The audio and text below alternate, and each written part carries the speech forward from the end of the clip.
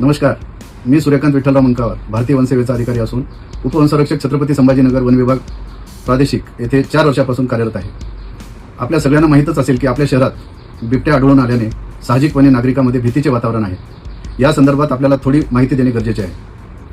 शेवटच्या बिबट्याची नोंद 17 जुलैला प्रोझोन मॉल N1 सिडकोजवळ सीसीटीव्ही फुटेजमध्ये झालेली आहे. या घटनेला 72 तासापेक्षा जास्त वेळ झाला असून त्या बिबट्याच्या हालचालीच्या पद्धती व वर्तन पाहता तो शहरातून बाहेर जाण्याचा प्रयत्न करत आहे असे दिसून येते. MIDCचे स्थलांतर झाल्यामुळे N1 सिडको परिसरातील 10% उद्योग बंद झालेले आहेत.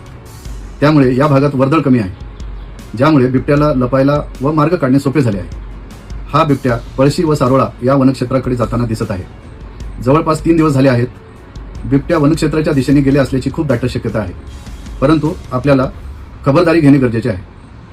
या शोध मोहिमेत वन विभाग, आर्मीचे eco battalion task force, police विभाग आणि महसूल विभाग तसेच नाशिकच्या रेस्क्यू टीमचा समावेश असून एकूण 60 पेक्षा अधिक लोकांची 15 पथके 5 दिवसापासून बिबट्याचा माग काढत आहेत.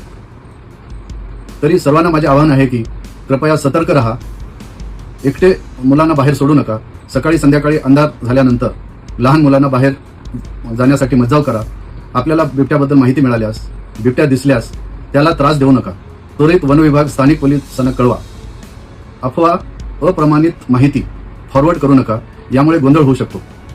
सोशल मीडियावर खोटी माहिती पसरवल्यास IPC अंतर्गत कायदेशीर कारवाई होऊ शकते. आपल्या सहकार्याबद्दल धन्यवाद. आपल्या व बिबट्याची सुरक्षेची जबाबदारी आपली सर्वांची आहे. धन्यवाद.